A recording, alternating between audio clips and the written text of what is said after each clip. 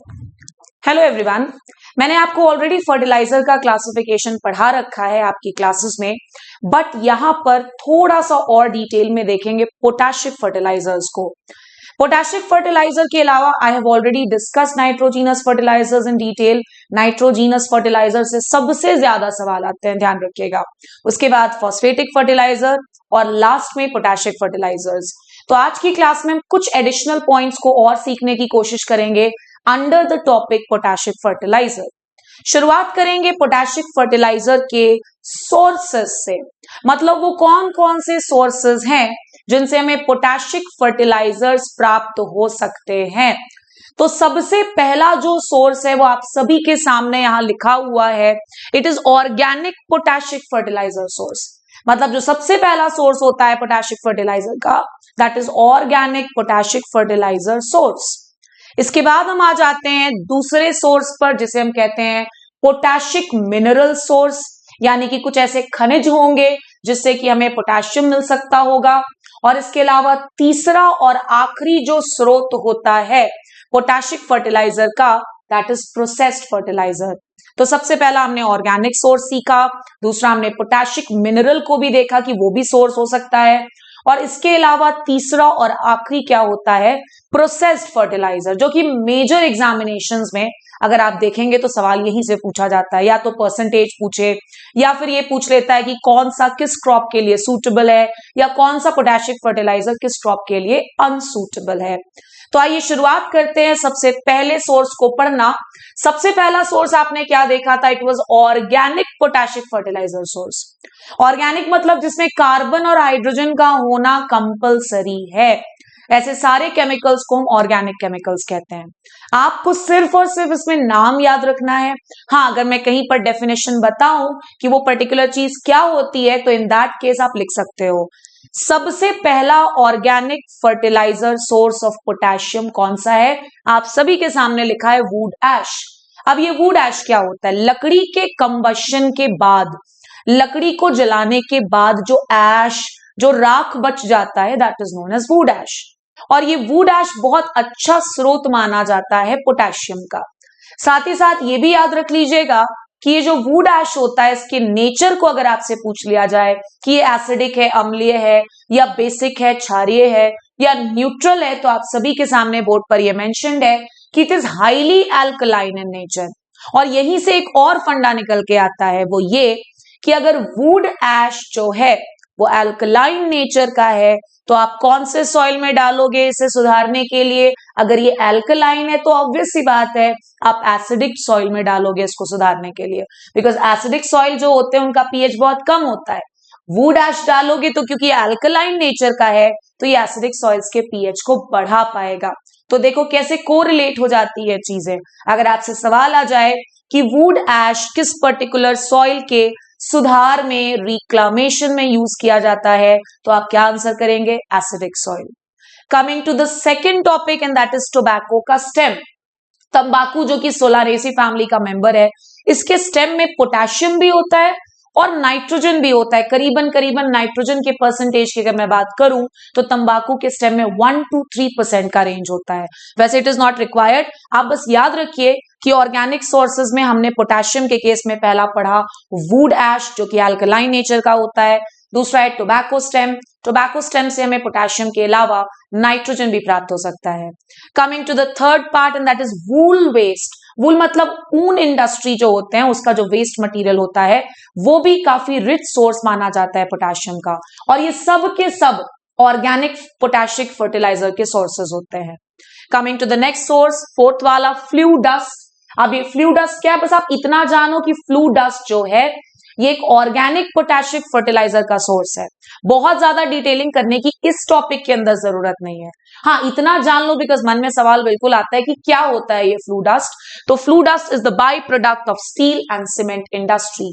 Steel industry और cement industry का by product होता है। नेक्स्ट सोर्स पर आते हैं, दैट इज सीवीड। सी मतलब समुद्र में रहने वाले plants, they are known as seaweed. एक बहुत अच्छा सीवीड होता है केल्प, यहाँ नाम भी मैंने मेंशन किया है। ये जो केल्प होता है ना बेटा, ये बहुत अच्छा पोटैशिक फर्टिलाइजर का सोर्स हो सकता है और साथ ही साथ ये ऑर्गेनिक भी है। देखो क्या लिखा है, सीवीड्स को ना हम पुअर मैन मेन्योर भी बोलते हैं, बिकॉज कोई दिक्कत ही नहीं, कोई खर्च नहीं है बहुत ज्यादा, वो तो हमेशा अवेलेबल है, इसीलिए इसको हम और क्या कह देते हैं, पुअर मैन्स मेन्योर। लास्ट है हमारे पास सी वाटर। जी हाँ, जो समुद्री वाटर होता है ये भी पोटेशियम का बहुत अच्छा सोर्स होता है। खैर मैं आपको ये भी बताते चलूं कि अगर यहां से सवाल आता है तो ये बड़ा अच्छा सवाल होगा, बिकॉज नॉर्मली जो किताबों में आप पढ़ते हो उसमें ये टॉपिक तो एटलीस्ट पोटैशिक फर्टिलाइजर के अंदर नहीं दिया है। तो सबसे पहला हमने कवर किया ऑर्गेनिक पोटैशिक फर्टिलाइजर सोर्स, जिसके अंदर करीबन करीबन हमने 6 एग्जाम्पल्स पढ़े। अब हम आ जाते हैं नेक्स्ट टॉपिक पर या next source of potassic fertiliser, and that is potassic minerals, ऐसे खनिज पदार्थ जो कि पोटेशियम में बहुत ज्यादा रिच होते हैं। तो आइए उन मिनरल्स के नामों को यहां पर एनलिस्ट करते हैं। सबसे पहला पोटैशिक मिनरल जो है, कई सारे नाम आपको देखने को मिलेगा, सिल्विनाइट वगैरह है, हेलाइट वगैरह है, बट सबसे पहले तुम्हें यह जानना है कि ये जो पोटैशिक मिनरल्स होते हैं इनको हम 3 कैटेगरी में बांटते हैं, इनके पानी में घुलने की क्षमता के आधार पे, मतलब on the basis of water solubility हमने पोटैशिक मिनरल सोर्सेस को 3 कैटेगरी में बांटा। कौन कौन से कैटेगरी हो सकते हैं, अपना दिमाग लगाओ, सोचो। हाईली सॉल्यूबल हो सकता है, मीडियम सॉल्यूबल हो सकता है, और कुछ ऐसे भी पोटैशिक मिनरल सोर्सेज होंगे जो इनसॉल्यूबल ही होंगे, जो घुल ही नहीं पाएंगे। तो आइए इस तरह से क्लासिफाई करेंगे पोटैशिक मिनरल सोर्सेस को। वही पॉइंट लिखा है कि जो पोटैशिक मिनरल्स होते हैं दे आर डिवाइडेड इनटू 3। किस आधार पर, हमने ऑलरेडी डिस्कस कर दिया, पानी में इनके घुलने की क्षमता के आधार पर, हाईली सॉल्यूबल, लेस सॉल्यूबल और फिर पूरी तरह से इनसॉल्यूबल। अब इन तीनों कैटेगरीज के अंदर हमें एग्जांपल्स भी देखने हैं। सो आइए पढ़ते हैं सबसे पहला हाईली सॉल्यूबल पोटैशिक मिनरल सोर्सेस के नाम। जस्ट रिमेंबर द नेम, उससे ज्यादा डिटेलिंग भी करने की जरूरत नहीं है। तो अगर हम बात करें हाईली सॉल्यूबल पोटैशिक मिनरल सोर्सेस की, तो देखो क्या क्या नाम है। सिल्विनाइट, बहुत बार सवाल ऐसा भी आ जाता है कि sylvinite is a mineral source of which of the following fertilisers, NPK, तो क्या आंसर करोगे, पोटैशिक फर्टिलाइजर।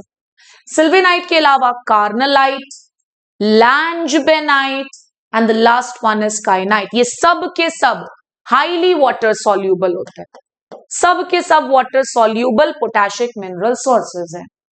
नेक्स्ट हम आ जाते हैं दूसरे कैटेगरी पर जो कि है लेस सॉल्यूबल। लेस सॉल्यूबल किस चीज के रिस्पेक्ट में कहा जा रहा है, पानी में इनके घुलने की क्षमता के आधार पर। तो इसमें एक पोटैशिक मिनरल सोर्स है जिसका नाम है पॉलीहेलाइट। अभी बातों बातों में मैंने 1-2 मिनरल्स का नाम भी लिया था, सिल्वेनाइट तो खैर बोर्ड पर है, इसके अलावा मैंने हैलाइट भी कहा था। वैसे यहां पर पॉलीहेलाइट जो है ये भी एक पोटैशिक मिनरल सोर्स होता है जो कि पानी में लेस सॉल्यूबल होता है। Coming to the last category and that is insoluble in water. कुछ ऐसे भी पोटैशिक मिनरल सोर्सेज होते हैं जो पानी में घुलते ही नहीं है। कौन कौन से, feldspar and mica. Coming to the next topic, ये तो हुआ भाई पोटैशिक मिनरल सोर्सेज। बार बार दिमाग में इन सारी चीजों को रिवाइज कीजिए। हम आज पोटैशिक फर्टिलाइजर पढ़ रहे हैं जिसके अंदर हमने सबसे पहला सोर्स देखा ऑर्गेनिक पोटैशिक फर्टिलाइजर सोर्सेज, जिसके अंदर हमने would ash, flu ash, seaweed, C water, ये सारी चीजों को पढ़ा।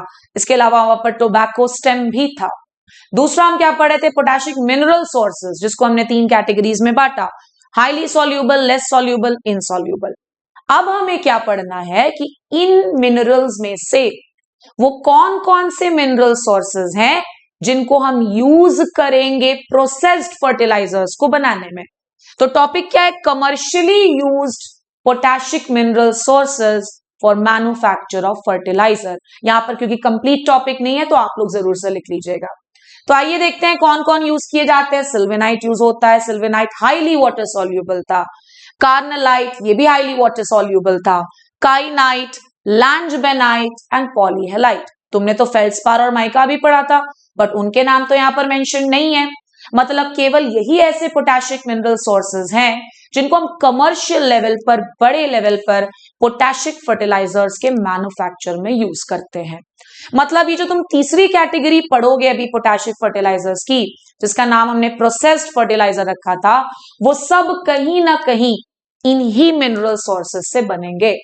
सो आगे बढ़ते हैं नेक्स्ट टॉपिक की तरफ and that is processed fertiliser. सबसे पहला कॉन्सेप्ट कि processed fertiliser potassic mineral sources से बनेंगे। कौन कौन से प्रोसेस्ड फर्टिलाइजर सोर्सेज हैं? अगर मैं सवालों की बात करूं तो सवाल सबसे ज्यादा किसी भी पेपर में, किसी भी XYZ पेपर की अगर मैं बात करूं तो पूछे जाते हैं इन तीनों से। लेकिन हमें अपना लेवल और बढ़ाना है और डिटेल में चीजों को पढ़ना है, इसलिए हम चारों का नाम पढ़ेंगे। सबसे पहला is MOP, I tell you the full form also. NOP, SOP and potassium magnesium sulphate. मतलब ये जो फर्टिलाइजर, इससे पोटेशियम भी मिलेगा, मैग्नीशियम भी मिलेगा, सल्फर भी मिलेगा, पोटेशियम मैग्नीशियम सल्फेट। अब आते हैं इन सारे के सारे प्रोसेस्ड फर्टिलाइजर्स के डिटेलिंग में। सबसे पहला नाम देखो क्या है, MOP। MOP का full form is muriate of potash. Muriate of potash, ठीक है। और फॉर्मूला की अगर बात करें तो इसका फॉर्मूला होता है KCl, यानी कि ये पोटेशियम क्लोराइड है सिंपल लैंग्वेज में अगर कहा जाए। If you don't know please mention कर लीजिएगा, potassium chloride he muriate of potash होता है। अब यहां पर देखेंगे आप, सबसे पहला पॉइंट वो ये कि जो MOP होता है वो रेडिश होता है कलर में। हालांकि इसका जो कलर है वो कभी कभार पिंक भी देखा गया है, in few cases it can be white also. अब इतना कलर वेरिएशन क्यों? बिकॉज जिन भी तुम कमर्शियल पोटैशिक मिनरल सोर्सेस को यूज करोगे ना MOP को बनाने के लिए, वो उनके कलर पर डिपेंड करेगा कि MOP रेड होगा कि पिंक होगा कि व्हाइट होगा।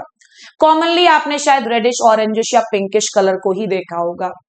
नेक्स्ट पॉइंट पर आते हैं, सॉल्यूबल होता है पानी में। वैसे मैं आपको एक फंडा बता दूं, मैक्सिमम जो पोटैशिक फर्टिलाइजर्स होते हैं ना वो पानी में घुल ही जाते हैं, they are soluble in water. और पानी में घुलते हैं पोटैशिक फर्टिलाइजर्स, इसीलिए बड़े आसानी से प्लांट्स को अवेलेबल भी हो पाते हैं, ध्यान रखना। मतलब पानी में घुलने की क्षमता ही डिसाइड करेगी कि वो न्यूट्रिएंट पौधे को आसानी से मिलेगा या डिफिकल्टी होगी मिलने में। तो सॉल्यूबल होते हैं वाटर में। साथ ही साथ देखो बेटा, हर कोई पढ़ाएगा आपको कि MOP में पोटेशियम का परसेंटेज 60 है। मैं उन चीजों को यहाँ पर डिस्कस करने नहीं आई हूं, हालांकि मैंने डिस्कस कर दिया है आपकी क्लासेस में। मुझे उन पॉइंट्स को ऐड ऑन कराना था जो मिस हो गया है, जैसे क्लोरीन का परसेंटेज। नॉर्मल किताबों को जो आप प्रेफर करते हो उसमें क्लोरीन का परसेंटेज है नहीं, और आजकल हर लेवल का एग्जामिनेशन का जो लेवल है वो भी बढ़ चुका है, तो क्यों ना क्लोरीन का परसेंटेज पढ़ लिया जाए। पोटेशियम का तो हमें ऑलरेडी आता है। तो क्लोरीन का परसेंटेज देखो कितना है, 47%, और पोटेशियम का आप ऑलरेडी जानते हो। Next point, this is neutral in reaction. This is very very very important point. Urea के बारे में सब जानता है, एसिडिक होता है। नाइट्रोजीनस फर्टिलाइजर पूछूंगी तो मैंने आपको फंडा दिया हुआ है कि कौन सा नाइट्रोजीनस फर्टिलाइजर एसिडिक, कौन सा बेसिक होता है। पोटैशिक फर्टिलाइजर्स की ओर बच्चों का ध्यान भी नहीं जाता है, और आजकल ऐसे टॉपिक से उठा करके सवाल पूछे जा रहे हैं जो आपके हिसाब से कम इंपॉर्टेंट है but examination point of view से इंपॉर्टेंट हो जाता है। तो आपको बता दूं ये न्यूट्रल है, मतलब सॉइल में जाएगा तो ना एसिडिटी बढ़ाएगा ना बेसिसिटी बढ़ाएगा, अच्छी बात है। आपने एक और चीज पढ़ी है, किसान खाद, जिसे हम कैल्शियम अमोनियम नाइट्रेट कहते हैं, वो भी न्यूट्रल रिएक्शन का होता है, that also has neutral reaction. अच्छा, एक और चीज बहुत ध्यान से सुनिएगा, ये जो MOP है तुमने इसका केमिकल फॉर्मूला देखा KCl। गलती से भी MOP को तुम ऐसे क्रॉप्स में मत डाल देना जो कि क्लोरीन से बहुत ज्यादा सेंसिटिव होते हैं, तो बेचारों की दिक्कत बढ़ जाएगी, ध्यान रखना। क्लोरीन से अगर सेंसिटिव है कोई क्रॉप और तुम्हें पोटैशिक फर्टिलाइजर देना है ऐसे क्रॉप्स को, तो इसको मत यूज करो ना, तुम्हारे पास तो और भी ऑप्शंस हैं। अभी पढ़ोगे तुम NOP, अभी तुम पढ़ोगे SOP, अभी जस्ट तुमको बताया पोटेशियम मैग्नीशियम सल्फेट, लेकिन क्लोरीन वाला गलती से मत यूज करना, बिकॉज वो सारे क्रॉप्स जो हैं उनको बड़ी दिक्कत हो जाएगी इस केस में। क्या क्या दिक्कतें होती हैं वो लेटर ऑन के टॉपिक्स है। आगे बढ़ते हैं, इसके बाद हम SOP पर। SOP stands for sulphate of potash. SOP का फुल फॉर्म क्या है? It is sulphate of potash. Chemical formula इसका K2SO4। जैसे तुम्हें अभी मैंने MOP का कलर बताया कि वो वेरी कर सकता है, वो रेडिश, पिंकिश, व्हाइट भी हो सकता है, depending on the mineral source जिससे तुमने MOP को मैन्युफैक्चर किया। अब यहां पर अगर हम बात करें सल्फेट ऑफ पोटैश की, पोटेशियम सल्फेट की, तो it is a white salt, मतलब इसका कलर व्हाइट होता है। शुरुआत में ही मैंने बता दिया अभी आपको कि पोटैशिक जितने भी फर्टिलाइजर्स है ना वो पानी में सॉल्यूबल होते हैं, जिसकी वजह से पौधों को बड़े आसानी से मिल जाते हैं। तो it is also soluble in water. ठीक है भाई। Does not produce any acidity और अल्कलाइनिटी।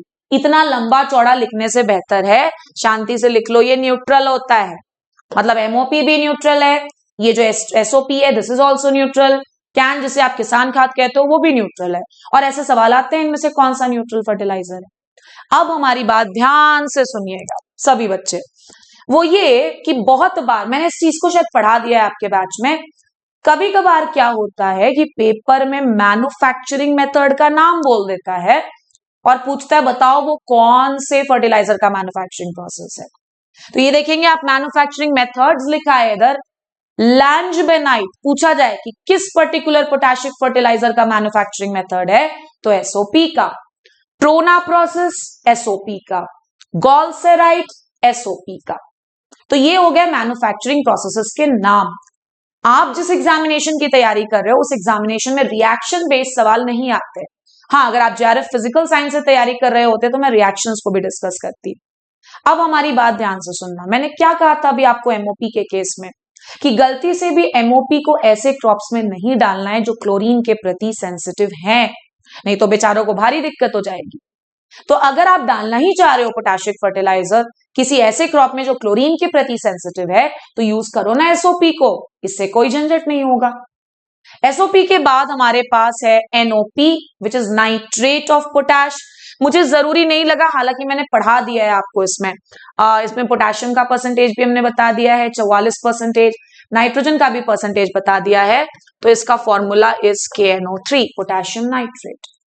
नेक्स्ट हम आ जाते हैं इसके बाद चौथे टाइप के प्रोसेस्ड फर्टिलाइजर में, और ये कैसा फर्टिलाइजर है, इट इज अ पोटैशिक फर्टिलाइजर। नाम क्या है, पोटेशियम मैग्नीशियम सल्फेट। ये मुझे नया लगा, मैंने आपको नहीं डिस्कस किया हुआ है सॉइल साइंस के लेक्चर में, इसलिए इसको जरूर से आप नोट डाउन कर लीजिएगा। पोटेशियम का परसेंटेज 22.5, बिकॉज आप पोटैशिक फर्टिलाइजर पढ़ रहे हो तो कोशिश कीजिए कि पोटेशियम का जरूर याद हो। मैग्नीशियम का परसेंटेज देखो कितना दिख रहा है, 18.5%। तो ये देखो इतना डिटेल में जा सकता है केवल एक इंडिविजुअल फर्टिलाइजर पर बेस्ड सवाल। कितनी सारी चीजों को मैंने डिस्कस किया है, ध्यान रखना। एक बार और मैं क्विकली रिवाइज करवा देती हूँ शॉर्ट में, एक बार जल्दी से। आपने आज पढ़ा पोटैशिक फर्टिलाइजर, आपने ये देखा कि 3 अलग अलग सोर्सेज होते हैं। पहला कुछ ऑर्गेनिक सोर्सेज होते हैं, दूसरा पोटेशियम मिनरल सोर्सेज होते हैं, और तीसरा है प्रोसेस्ड फर्टिलाइजर जो कि उन्हीं पोटैशिक मिनरल सोर्सेज से मैन्युफैक्चर किया जाता है। आपने आज 3 मैन्युफैक्चरिंग मेथड्स के भी नाम सीखे जो कि हालांकि मैंने क्लास में करवा दिया था, langbeinite, trona and glaserite. So I hope आप सभी को आज की क्लास समझ में आई होगी। नेक्स्ट क्लास में मिलते हैं, टिल देन पढ़ते रहें। Thank you so much.